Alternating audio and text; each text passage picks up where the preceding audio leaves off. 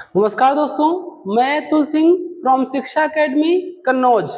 और आप लोगों को ये जो मैं आप लोग पिक्चर देख रहे हैं मेरे पीछे, चंद्रयान 3 की ये पिक्चर है। और चंद्रयान 3 आज लॉन्च हो चुका है। तो आज हमारे जितने भी अ, लोग हैं जो भी चाहते हैं कि चंद्रयान के बारे में, चंद्रयान 1, चंद्रयान 2 और चंद्रयान 3 और किस प्रकार से इसरो ने भारत की स्थापना हुई, इसरो की भारत में, और किस प्रकार से इसरो भारत में विस्तारित हुआ, इसरो की इकाइयां कहां कहां पर हैं और कौन से बदलाव हैं जो चंद्रयान 2 में नहीं थे, अब उनको चंद्रयान 3 में हमने बदलाव करके प्रक्षेपित किया है। कौन सी कमी रह गई थी जिस वजह से हमारा चंद्रयान 2 मिशन है वो अधूरा रह गया। फेल इसलिए नहीं कह सकते, चंद्रयान 2 फेल इसलिए नहीं कह सकते क्योंकि चंद्रयान 2 का जो ऑर्बिटर है वो अभी भी चंद्रमा का जो चंद्रमा है उनका चक्कर लगा रहा है, चंद्रमा की कक्षा में चक्कर लगा रहा है। जो भी सूचना है उसके लिए अभी भी उसका प्रयोग हम कर रहे हैं और इसका चंद्रयान 3 में भी हम प्रयोग करने वाले हैं। ठीक है, तो हम बात करेंगे सारी की सारी। पहले हम बात कर लेते हैं जो आज 14 जुलाई 2023 को जो हमारा चंद्रयान 3 है वो लॉन्च हुआ है और उसके बारे में हम सारी की सारी जानकारी लेंगे। ये हमारा है चंद्रयान 3, ठीक है, जिसको आज लॉन्च कर दिया गया है। ये लॉन्च करने के समय की ये फोटो है, ठीक है। और ये जो रॉकेट है जिसके द्वारा ये लॉन्च किया गया है, तो अगर बात करें जो हमारा रॉकेट है LVM-3 Mark 4, ठीक है, जिसके द्वारा चंद्रयान लॉन्च हो रहा है। आज हम आप लोगों को इसके बारे में तो बताएंगे ही, तो इसके इस वीडियो तक अगर आप अंत तक रहते हैं तो हम आपको आज चंद्रयान से संबंधित और इसरो से संबंधित सारी की सारी जानकारी प्रोवाइड कराने वाले हैं। एक ही जगह पर आपको आज सारे के सारे प्रश्नों का उत्तर मिलने वाला है कि किस प्रकार से हमारे रॉकेट जो हैं वो लॉन्च होते हैं, रॉकेट के माध्यम से हम किस प्रकार से अपने चंद्रयान को भेजते हैं या किसी उपग्रह को भेजते हैं, या फिर हम बात करें कि जो चंद्रयान 2 था वो हमारा क्यों अधूरा मिशन रह गया है, जिसमें हम पूरी जो हमारा मिशन था वो पूरा नहीं हो पाया, उसमें कौन सी कमियां रह गई थी। जो हमारा चंद्रयान 3 है इसमें हमने वो सारे बदलाव किए हैं, इनमें कौन कौन से बदलाव कर लिए हैं, और ये जो रॉकेट है इसको भेजने का सिस्टम क्या होता है, इसको भी हम आज बहुत अच्छे से समझने वाले हैं। तो प्यारे विद्यार्थियों, आप इस रॉकेट की प्रणाली को पूरा समझने के लिए वीडियो के अंत तक बने रहेंगे और आज आप लोगों को परीक्षाओं से रिलेटेड जितने भी प्रश्न हैं सारे के सारे प्रश्नों का उत्तर आपको यहीं पर मिलने वाला है। तो देखिए जरा, ये जो रॉकेट है, रॉकेट प्रणाली है, ये देखिए इस प्रकार से एक एक इसका पार्ट ये हो जाएगा। रियल में यही पार्ट होता है, बाकी सारा पार्ट जो होता है जिसमें ईंधन भरा होता है, ये सारा का सारा पार्ट ईंधन भरा होता है इसमें। और जो ऊपर वाला पार्ट होता है इसमें क्या होता है, इसमें हमारा चंद्रयान, ठीक है, इसमें हमारा चंद्रयान जो है वो रखा जाता है, ठीक है, जिसमें हमारा चंद्रयान जो है वो 3 प्रकार से जिसको बांटा गया है, इसके मॉड्यूल्स जो हैं वो 3 प्रकार से बांटे गए हैं, ठीक है। इसमें प्रोपल्सन मॉड्यूल है, रोवर मॉड्यूल है और रोवर मॉड्यूल के साथ में लैंडर मॉड्यूल है, ठीक है। तो इसमें 3 मॉड्यूल हैं और इसमें ऑर्बिटर नहीं है दोस्तों। इस जो चंद्रयान 3 है, चंद्रयान 3 में क्या नहीं है, इसमें ऑर्बिटर नहीं है दोस्तों, इसमें ऑर्बिटर नहीं है। ऑर्बिटर क्यों नहीं है, ऑर्बिटर इसलिए नहीं है क्योंकि चंद्रयान 2 में जो ऑर्बिटर था वो पूरी तरीके से अच्छी तरीके से चंद्रमा की कक्षा में चक्कर लगा रहा है और जो हमें सूचनाएं आज भी भेजने का काम कर रहा है। तो जो चंद्रयान 3 है इसकी सूचनाओं को प्राप्त करने के लिए हम चंद्रयान 2 में जो ऑर्बिटर भेजा गया था उसका ही प्रयोग करने वाले हैं। नहीं तो लोग कहेंगे कि वो पूरी तरीके से फेल हो गया था। फेल नहीं हुआ था, वो मिशन अधूरा था और उसका ऑर्बिटर जो है वो अभी भी काम कर रहा है, ठीक है। तो हम बात करते हैं इसकी अगली प्रणाली की। ये देखिए, एक जो ये वाला चैम्बर है इसमें ईंधन भरा होता है, ठीक है, एक ये वाला चैम्बर है इसमें ईंधन भरा होता है और ये वाला चैम्बर है जिसमें ईंधन भरा होता है। तो देखिए ये है हमारा चंद्रयान 3, ठीक है। अब इस चंद्रयान 3 की बात करें तो इसको किस प्रकार से हम ड्रॉ करेंगे और हमें आसानी से समझ आएगा। तो देखिए दोस्तों, ये इस प्रकार से इसमें आगे जो है वो कैप लगी होती है जिसमें हमारा चंद्रयान को रखा जाता है, ठीक है, जिसमें हमारा लैंडर हो गया, रोवर हो गया और जो हमारा प्रोपल्शन मॉड्यूल है उसको भी इसमें रखा गया है। तो जरा देखिए, इसके बाद में एक ये चैम्बर होता है, ठीक है, एक ये चैम्बर होता है, इसके बाद में इसमें एक जो है वो नीचे चैम्बर लगा होता है। इसके बाद में अगर आगे की बात करें,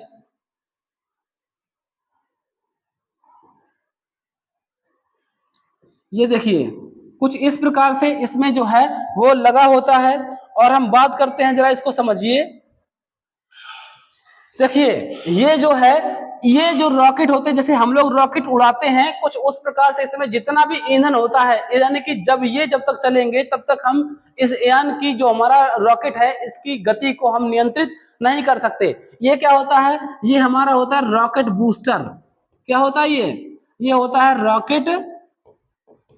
रॉकेट बूस्टर होता है। जैसे मान लीजिए ये दिवाली पर जिस तरीके से हम रॉकेट चलाते हैं, तो ये दिवाली की रॉकेट की तरह आप इसको मान सकते हैं। जब तक ईंधन रहेगा तब तक ये ना तो इसकी गति पर नियंत्रण होगा और जितना स्पीड में जा सकेगा, ना ही इसकी गति पर नियंत्रण होगा और ना ही इसको कम ज्यादा कुछ किया जा सकेगा। अगर हम बात करें इसके नाम की, तो ये जो इसको कहते हैं S200 कह भी सकते हैं, है ना, इसको S200 भी कह सकते हैं, S200, ठीक है। ये इसका नाम जो है वो S200 भी है, जिसका नाम रॉकेट बूस्टर है, ठीक है। ये चलता कितनी गति से है, ये जो रॉकेट बूस्टर है वो 6437 किलोमीटर प्रति आवर की गति चलता है, ठीक है। कितना चलता है, 6437 किलोमीटर प्रति आवर की गति से चलता है, ठीक है। यानी कि जब तक रॉकेट बूस्टर का जो ईंधन होता है उसकी जब इस ये वाला ईंधन का प्रयोग किया जाता है, तो इसकी रॉकेट बूस्टर की जो गति होती है वो कितनी होती है, 6437 किलोमीटर प्रति घंटा की चाल से ये चलता है। और मैं बता दूं आपको, इनका जो ईंधन है वो इस रॉकेट को, जो कि हमारा ये जो रॉकेट है इसकी बात करें, LVM-3 Mark 4, ठीक है। ये जो रॉकेट है हमारा बाहुबली रॉकेट है, इसका नाम जो है वो है LVM-3 Mark 4। इसके पहले जो लॉन्च हुआ था चंद्रयान 2 में वो हुआ था Mark 3, ठीक है। तो बात करते हैं इस रॉकेट बूस्टर की। इसको समझने के बाद जब ये क्या होगा, जब इनका फ्यूल खत्म हो जाएगा तो दोस्तों ये क्या होंगे, ये इस रॉकेट से अलग हो जाएंगे। क्या होंगे, ये इस रॉकेट से अलग हो जाएंगे और अलग होने के बाद में फिर हमारा ये रॉकेट इतना बचेगा, ठीक है, ये रॉकेट बचेगा। और अब हम इसको इरेज कर देते हैं क्योंकि इसका प्रयोग जो है वो हो चुका है। अब इससे जो हमारा बूस्टर था, ठीक है, जो रॉकेट बूस्टर था हमारा, इससे जो रॉकेट है वो लगभग 45 किलोमीटर, ठीक है, 45 किलोमीटर ऊपर जो है वो पृथ्वी की सतह से 45 किलोमीटर ऊपर तक ये पहुंच जाएगा। इसके बाद में अब ये वाला जो चैम्बर है, ठीक है, ये वाला जो चैम्बर है इसमें लिक्विड ईंधन भरा होता है और इसमें जो इस इंजन का प्रयोग हुआ है, जो ईंधन है, जिस ईंधन का प्रयोग हुआ है, इस ईंधन का बच्चा नाम है L110, ठीक है। क्या नाम है इसका, L110। इसमें जिस ईंधन का प्रयोग हुआ है उसका नाम है L110, जिसमें 115 लिक्विड यानी कि 115 टन लिक्विड ईंधन जो है वो इसमें भरा हुआ है। और बच्चों इस नाम इसका क्या है, इसका नाम है विकास, ठीक है।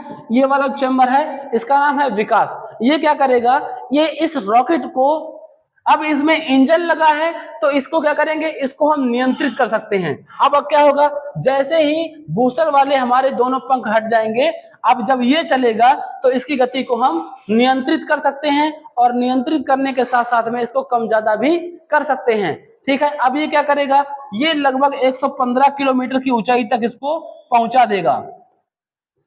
ये जो है ये इसको, यानी कि अगर इसको विकास इंजन जो है, जो एक प्रकार का लिक्विड स्टेज ईंधन का प्रयोग इसमें होता है, ठीक है, L110, ठीक है, इसमें L110 का प्रयोग होता है। अब ये इसको 115 किलोमीटर यानी कि पृथ्वी की सतह से 115 किलोमीटर ऊपर इसे पहुंचा देगा। फिर क्या होगा, अब ये जो है जैसे ही इसका ईंधन खत्म होगा तो दोस्तों ये भी इससे अलग हो जाएगा।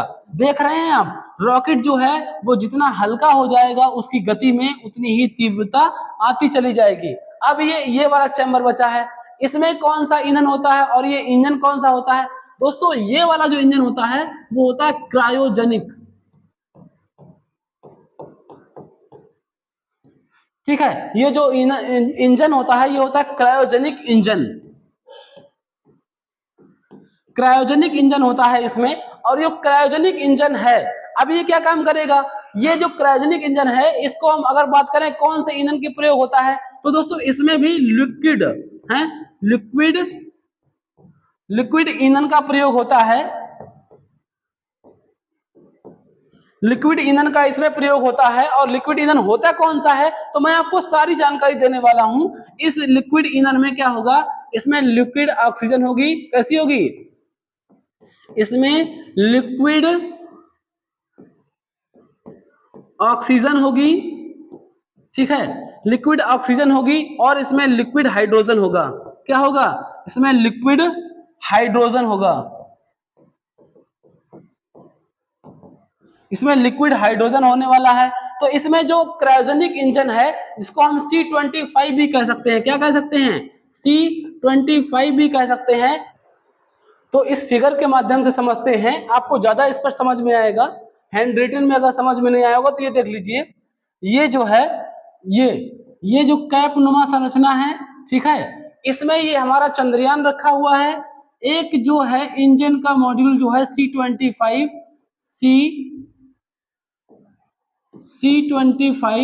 ठीक है, जिसमें क्रायोजेनिक ईंधन होता है। कौन सा होता है? ये होता है क्रायोजेनिक ईंधन कह सकते हो, या फिर इसमें इंजन जो होता है वो भी क्रायोजेनिक इंजन होता है, इंजन। ठीक है, इसमें क्रायोजेनिक में भी इंजन किस प्रकार का होता है, तो इसमें होता है लिक्विड। कौन सा होता है? लिक्विड ईंधन होता है। और लिक्विड ईंधन कौन सा होता है? तो भैया इसमें लिक्विड ऑक्सीजन होती है। ठीक है, इसमें लिक्विड ऑक्सीजन होती है, और इसमें लिक्विड हाइड्रोजन होती है। ठीक है, दोनों लिक्विड फॉर्म में होती हैं। ये देखिए, ये है लिक्विड हाइड्रोजन और लिक्विड ऑक्सीजन। ठीक है, तो ये जो क्रायोजेनिक ईंधन है इसमें लिक्विड ऑक्सीजन और लिक्विड ईंधन होता है, जो कि सबसे अंतिम समय में चलता है। ठीक है, इससे पहले जो चलते हैं, जरा देखिए, ये वाला जो पार्ट है, ये वाला, ठीक है, इसमें भी लिक्विड ईंधन भरा होता है। ठीक है, तो अगर हम बात करें स्टार्टिंग से समझने की, सबसे पहले जो ईंधन चलता है वो इनका ईंधन चलता है। इसमें जो ईंधन भरा होता है इन दोनों व्हीकल्स में, ठीक है, तो इसमें ठोस ईंधन भरा होता है। ठीक है, ठोस ईंधन भरा होता है, और इसमें जो भरा होता है वो लिक्विड ईंधन भरा होता है, और इसमें भरा होता है वो भी लिक्विड ईंधन भरा होता है। इसमें जो ईंधन भरा होता है उसका नाम है L11। ठीक है, जो इसमें देखिए यहां से इसका जो ईंधन भरा है वो है L110। ठीक है, इस ईंधन का जो नाम दिया गया है इसका नाम है L110। इसमें जो ईंधन भरा जाता है वो ठोस ईंधन है। ठीक है, और इसमें जो ईंधन भरा जाता है वो लिक्विड ऑक्सीजन और लिक्विड हाइड्रोजन है। और इसमें अंतिम समय में क्या होता है, जब ये लॉन्चिंग होती है इनकी, और लॉन्चिंग होने के बाद में क्या होता है, ये वाला पार्ट का जब ईंधन खत्म होता है तो ये दोनों इससे अलग हो जाते हैं। फिर इस वाला जो पार्ट होता है इसमें क्या होता है, ये वाला पार्ट भी इससे अलग हो जाता है। इसके बाद में फिर ये वाला ईंधन वर्क करता है, और इसका जब ईंधन खत्म हो जाता है तो ये भी पार्ट इससे अलग हो जाता है। जब तक इन तीनों पार्टों का ईंधन अलग होता है तब तक ये जो कैप है ये अंतरिक्ष में पृथ्वी की कक्षा में ये पहुंच चुकी होती है। इसके बाद में ये जो कैप है वो खुल जाती है, और ये जो हमारा चंद्रयान है, चंद्रयान जो है वो पृथ्वी की कक्षा में चक्कर लगाता है। तो आइए देखते हैं कि किस प्रकार से जो चंद्रयान है वो पृथ्वी की कक्षा में चक्कर लगाएगा। आइए देखते हैं कि जो चंद्रमा है, चंद्रमा पर किस प्रकार से हमारा जो चंद्रयान है वो पहुंचेगा। रॉकेट तो एक माध्यम है जिसके द्वारा हम चंद्रयान को प्रक्षेपित करते हैं। अब रॉकेट ने क्या क्या काम था, रॉकेट ने जो काम था वो अपना काम कर दिया है कि यानी कि पृथ्वी की कक्षा में चंद्रयान को पहुंचा दिया है। अब जरा देखिए क्या होता है। अब ये जैसे हमारी ये रही पृथ्वी, ठीक है, ये हमारी पृथ्वी है और इस पृथ्वी की कक्षा में लगभग इस पृथ्वी की कक्षा में लगभग 179 किलोमीटर दूर पर इसको प्रक्षेपित कर दिया है। प्रक्षेपित करने के बाद में अब ये किस प्रकार से चक्कर लगा करके हम इसको चंद्रमा की कक्षा में पहुंचाएंगे, यानी कि चंद्रमा के दक्षिणी ध्रुव पर यानी कि साउथ पोल पर लगभग 70 डिग्री दक्षिणी अक्षांश पर इसको हम उतारने वाले हैं। तो जरा समझते हैं कि किस प्रकार से। ये देखिए, ये यहाँ पर इसको प्रक्षेपित कर देंगे इस जगह पर। ये हमारा चंद्रयान है मान लीजिए, ठीक है।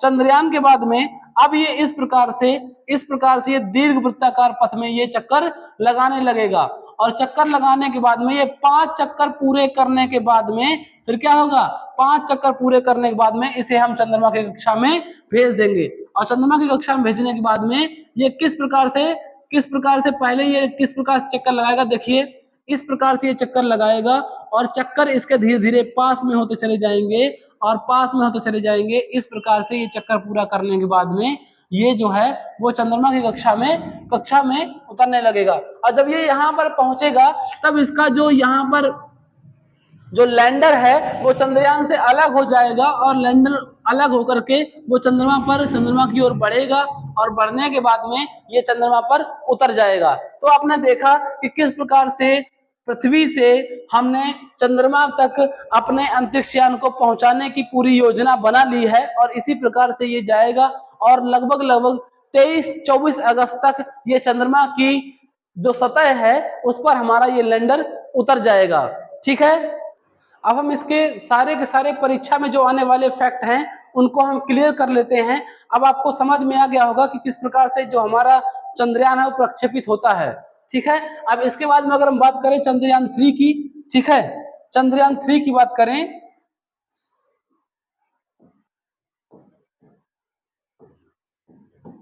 चंद्रयान 3, ठीक है। तो आप देख रहे हैं जो रॉकेट है, इस रॉकेट का नाम है LVM-3 Mark 4 जो कि बाहुबली रॉकेट कहा जाता है। इसकी अगर बात करें तो जो चंद्रयान 3 है, चंद्रयान 3 में 3 पार्ट होंगे, 3 प्रकार के मॉड्यूल होंगे। एक होगा प्रोपल्सन मॉड्यूल, एक होगा रोवर मॉड्यूल, एक होगा लैंडर मॉड्यूल। इसमें ऑर्बिटर नहीं है, मैं फिर से बता रहा हूं, इसमें ऑर्बिटर नहीं है। ऑर्बिटर का जो प्रयोग है वो चंद्रयान 2 वाले ऑर्बिटर का प्रयोग जो कि चंद्रमा की कक्षा में चक्कर लगा रहा है उसका प्रयोग करेंगे। देखिए, तो आज इसका जो लॉन्चिंग समय है वो है 14 जुलाई 2023 दोपहर में 2:35 पर इसकी लॉन्चिंग हो रही है, ठीक है। इसके बाद में अगर हम अगली बात करें तो जो पहुंचने का समय है इसका वो 23 से 24 अगस्त बताया जा रहा है।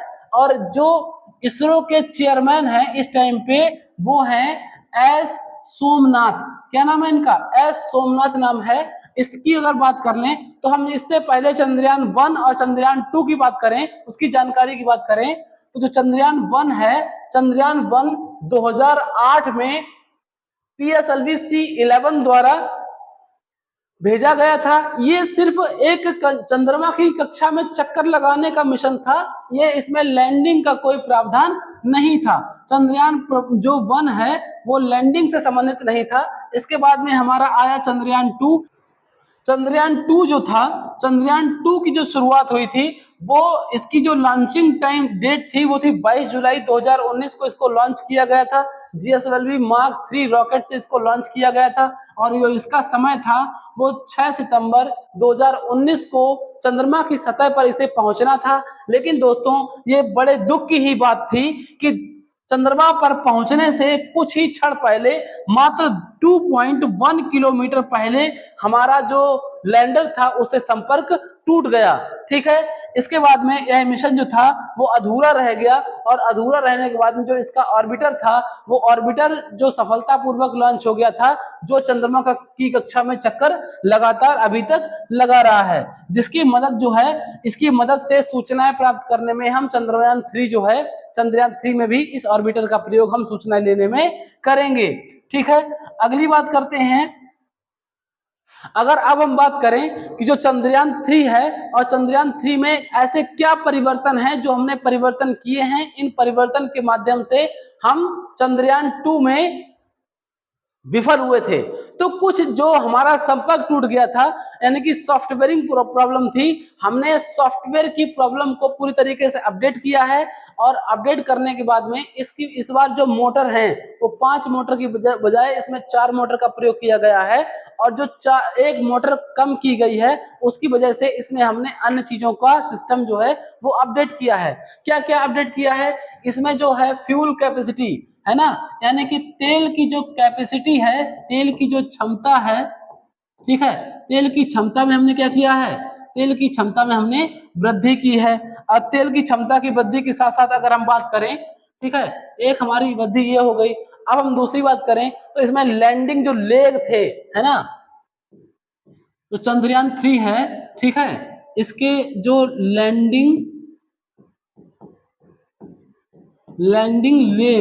लेग मतलब जो है इसके जो पैर हैं, ठीक है, पैर हैं, इनको पहले से ज्यादा मजबूत बनाया गया है, ठीक है, क्या बनाया गया है? ज्यादा मजबूत बनाया गया है, ठीक है। इसके अलावा बात करें हमने और क्या परिवर्तन किए हैं, हमने इसमें और क्या परिवर्तन किए हैं जो चंद्रयान 2 से अलग हैं, ठीक है। इसमें जो सेंसर हैं वो ज्यादा लगाए गए हैं, ठीक है, इसमें जो सेंसर हैं, सेंसर जो हैं वो अधिक क्रियाशील लगाए गए हैं, ठीक है, सेंसर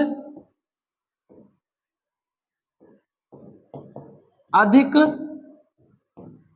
प्रभावी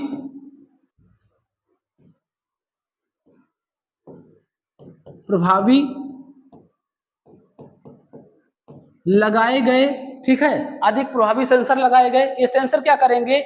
ये चंद्रमा की सतह पर पहुंचने से पहले ही एक्टिव हो जाएंगे, जो लेजर लाइट के माध्यम से अपनी जो गति है इसको नियंत्रण करेंगे, ठीक है। और जो इसके सोलर पैनल हैं, ठीक है, इसमें जो सोलर पैनल जो हैं,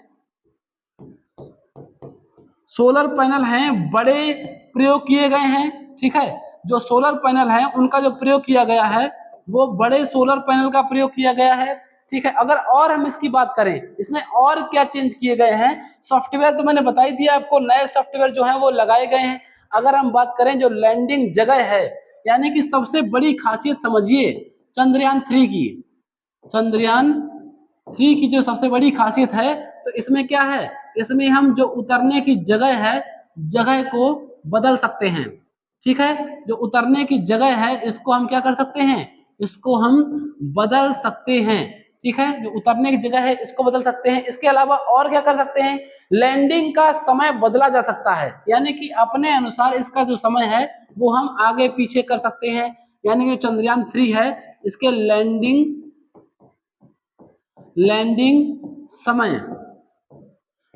समय को बदला जा सकता है, लैंडिंग समय को बदला जा सकता है। क्या और भी कुछ परिवर्तन है जो इसमें हुए हैं? यानी कि जो लैंडिंग के दौरान जो एंटी ग्रेविटी थ्रस्ट है, यानी कि लैंड करने के दौरान इसकी गति में भी कंट्रोल किया जा सकता है, ठीक है, जो इसकी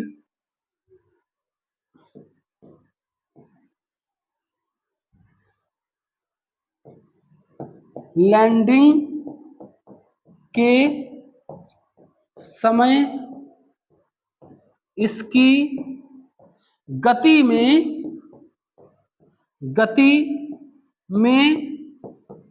परिवर्तन कर सकते हैं, इसको कम ज्यादा कर सकते हैं, ठीक है। ये बहुत बड़ी चीजें हैं जो कि पिछले वाले जो चंद्रयान 2 था जिसमें ये सारी बातों का ध्यान जो है वो कम रखा गया था, जिस वजह से वो चंद्रयान जो हमारा लैंडर है वो कमजोर हो गया, जिससे हमारा संपर्क टूट गया और उससे हमारे सारे संपर्क छूट गए। अच्छा दोस्तों, अब ये जो सावधानी बरतने साथ हमारे उद्देश्य क्या होंगे, हम कौन से उद्देश्यों को ध्यान में रख करके चंद्रयान को भेज रहे हैं? तो जो हमारे उद्देश्य होंगे ये बहुत महत्वपूर्ण फैक्ट हैं, इनको आप लोग ध्यान रखेंगे, ठीक है। जो उद्देश्य है हमारे इसके, यानी कि वहां पर गैसों की संरचना को देखेंगे, हाइड्रोजन नाइट्रोजन वगैरह जो भी हल्की हीलियम गैस वगैरह जो पाई जा रही हैं उनकी संरचना, यानी कि गैसों की जानकारी, ठीक है, गैसों की जानकारी करेंगे, ठीक है। इसके अलावा क्या काम करेंगे, इसके अलावा चंद्र भूकंप, यानी कि जैसे पृथ्वी पर भूकंप आता है वैसे ही चंद्रमा पर भी भूकंप आता होगा, ठीक है। तो चंद्र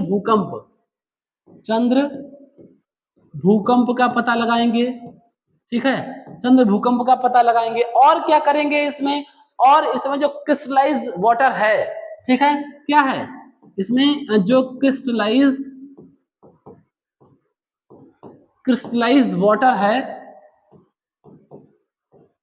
वाटर है का पता लगाएंगे, ठीक है। क्या करेंगे,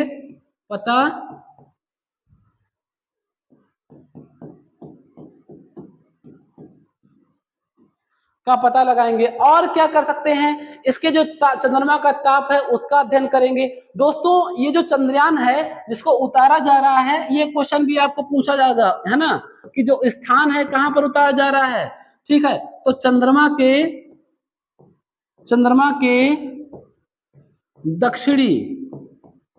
के दक्षिणी ध्रुव पर 70 डिग्री दक्षिणी अक्षांश में इसे उतारा जा रहा है ना। कहां पर उसको उतारा जा रहा है, स्थान जो है उतरने का, ठीक है। चंद्रमा जो है वो दक्षिणी ध्रुव पर 70 डिग्री दक्षिणी अक्षांश में से, चंद्रमा के 70 डिग्री दक्षिणी अक्षांश में से उतारा जाएगा। दोस्तों दक्षिणी ध्रुव पर बड़ी सी कठिनाइयां हैं, क्योंकि यहाँ पर सूर्य की रोशनी जो है वो नहीं पहुंचती है, क्योंकि जो चंद्रमा का झुकाव है उसके कारण इसकी जो दक्षिणी ध्रुव पर सूर्य की रोशनी नहीं पहुंचती है। और अभी तक अगर हम इस काम में सफल होते हैं तो दक्षिणी ध्रुव पर, चंद्रमा के दक्षिणी ध्रुव पर पहुंचने वाले हम पहले देश बन जाएंगे, ठीक है। इससे पहले जो चंद्रयान पहुंचे हैं, अमेरिका का, रसिया का और चाइना का, इन तीनों देशों ने अभी तक दक्षिणी ध्रुव की तरफ इसको नहीं उतारा है। उन्होंने भूमध्य रेखा और उत्तरी ध्रुव की तरफ इसको, उत्तरी ध्रुव की तरफ भी नहीं बल्कि कह सकते हैं कि बीच के मध्य के एरिया में ही इसे उतारा है, ठीक है। और हम बात करते हैं, मैंने इनके तीनों पार्ट की बात कर ली है। इसमें जो तीनों पार्ट है वो है प्रोपल्सन मॉड्यूल है, ठीक है, लैंडर है और रोवर है, ठीक है। दोस्तों ये जो चंद्रयान है वो चंद्रमा की सतह पर 14 दिन तक रहेगा, ठीक है, जो मैं सारी की सारी जानकारी देगा। और हम बात करें अगर इसरो की, ठीक है, इसी के साथ साथ में आपसे इसरो की जानकारी पूछ सकता है, इसरो, ठीक है, यानी कि इंडियन स्पेस रिसर्च ऑर्गेनाइजेशन, क्या कहते हैं इसको इंग्लिश में, इसको कहते हैं इंडियन स्पेस रिसर्च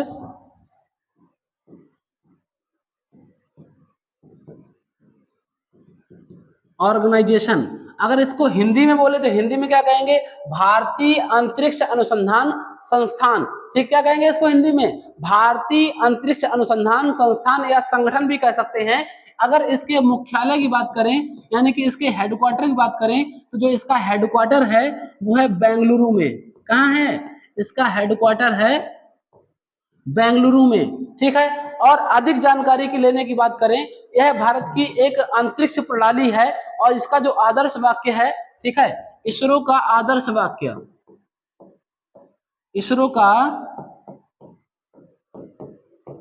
आदर्श वाक्य क्या है, यह भी आपको पता होना चाहिए, क्योंकि इसरो अब चर्चा में है तो आपसे पूछा जा सकता है। इसरो का आदर्श वाक्य है मानव जाति की सेवा में अंतरिक्ष प्रौद्योगिकी। क्या है, मानव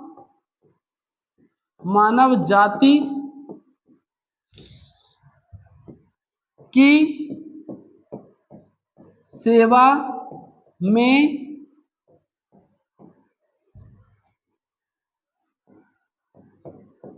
अंतरिक्ष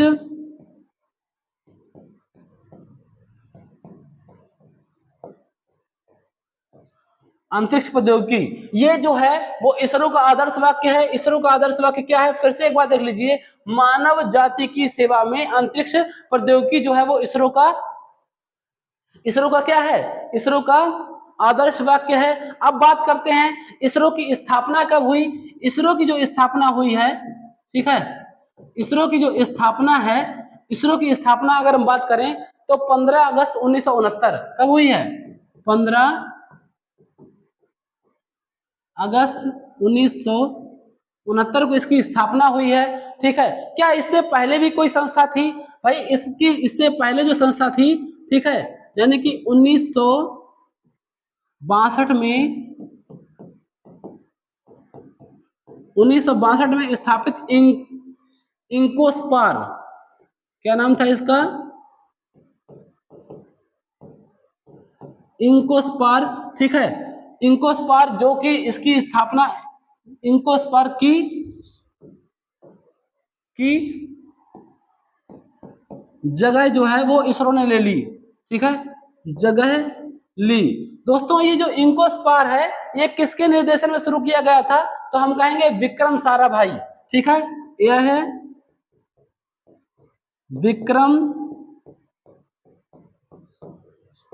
विक्रम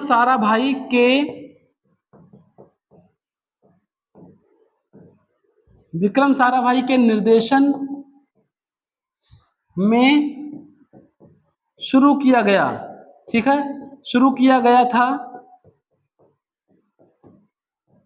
ठीक, तो जो हमारा इंकोस्पार है, इंकोस्पार की स्थापना 1962 में हुई थी, जिसकी जगह इसरो ने ले ली, और इसरो की जो स्थापना है वो 15 अगस्त 1969 को हुई थी। ठीक है, तो इन दोनों का प्रयोग भी यही था कि जो इसरो है इसका जो उद्देश्य है क्या है। ठीक है, तो इसका उद्देश्य देख लेते हैं। इसरो का क्या? इसरो का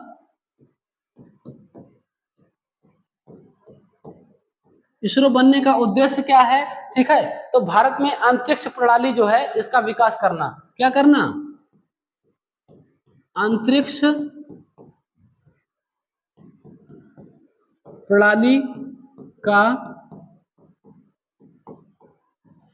प्रणाली का विकास। ठीक है, इसके अलावा क्या होगा? अनुप्रयोग। ठीक है, जो भी वैज्ञानिक रिसर्च होंगी, प्रयोग होंगे, उनको करने का भी ये काम करेगा। ठीक है, तो ये इसरो का उद्देश्य हो जाएगा। हम आपको और भी जानकारी देते हैं, कुछ इसरो की महत्वपूर्ण इकाइयां हैं, उनको भी समझते हैं, उनके मुख्यालय पेपर में पूछ जाते हैं। ठीक है, तो इकाइयों की बात करें। ठीक है, इकाइयां किसकी? मैं कुछ 2-3 की बात करता हूं। ठीक है, सारी नहीं, इसरो की इकाइयां जो हैं उनकी बात करते हैं। तो देखिए, पहली इकाई क्या है? पहली इकाई है विक्रम साराभाई अंतरिक्ष केंद्र। ठीक है, क्या है? विक्रम साराभाई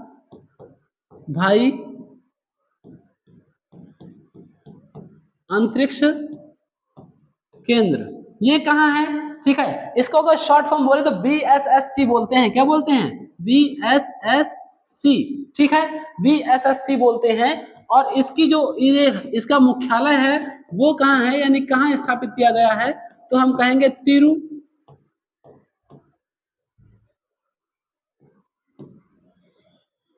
तिरुवनंतपुरम। ठीक है, तो इसका जो हेडक्वार्टर हो जाएगा वो ये हो जाएगा। अगर हम दूसरी प्रणाली की बात करें, यहाँ होता क्या है हम ये भी समझ लेते हैं। ठीक है, जो तिरुवनंतपुरम में विक्रम साराभाई अंतरिक्ष केंद्र है, यहाँ पर क्या होता है? यहाँ पर रॉकेट का निर्माण किया जाता है। अगर पूछा जाए भारत में रॉकेट का निर्माण कहाँ किया जाता है, तो हम कहेंगे विक्रम साराभाई अंतरिक्ष केंद्र तिरुवनंतपुरम में रॉकेट का निर्माण किया जाता है। अब हम बात करते हैं UR राव अंतरिक्ष केंद्र, और जो ये इकाई है हमारी, ये है बेंगलुरु।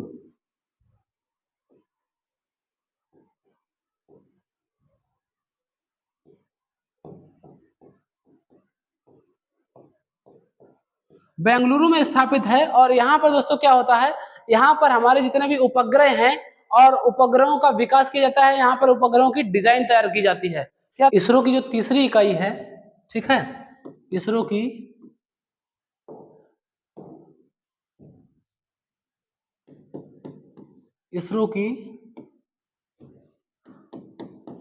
तीसरी इकाई, ठीक है, वो है सतीश धवन सतीश धवन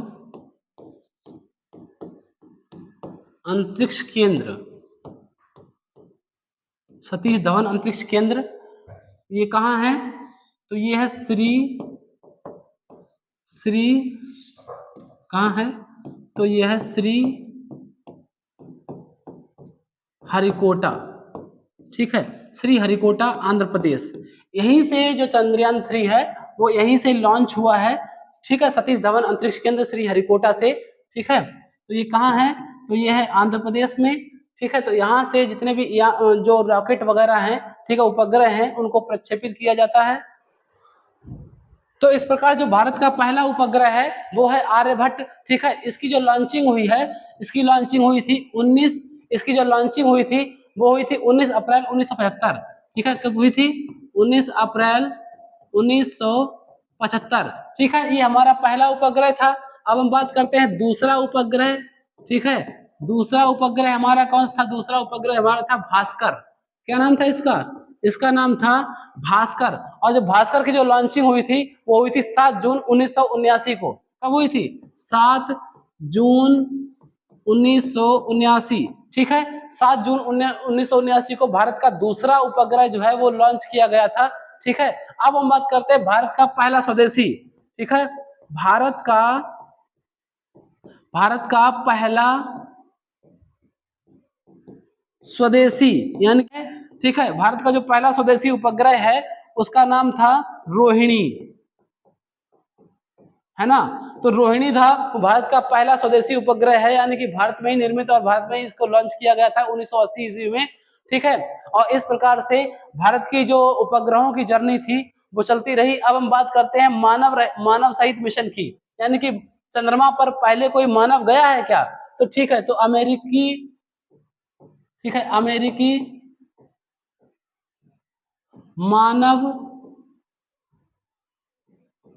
मानव मिशन, ठीक है, ठीक है, जो कि नासा